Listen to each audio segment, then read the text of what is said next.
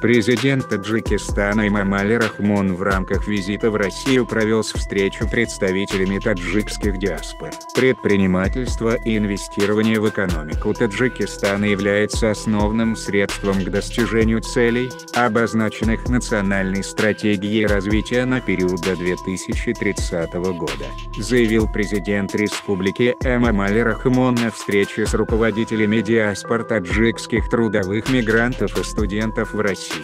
С целью поддержки предпринимательства и создания благоприятных условий для субъектов предпринимательства, а также большего привлечения прямых инвестиций в страну постановлением правительства Республики Таджикистан от 1 марта 2019 года утвержден и реализуется план мероприятий по проведению 300 дней реформ с целью поддержки предпринимательства и улучшения инвестиционного климата в Республике Таджикистан, напомнил он. Он также сообщил, что в течение 2019 года будет усовершенствовано законодательство в части выдачи лицензий и патентов, проверок деятельности хозяйствующих субъектов, государственных предприятий, государственных закупок, оценки и недр. Также в установленном порядке будут приняты новые нормативно-правовые документы, направленные на развитие сфер промышленности и сельского хозяйства, строительства,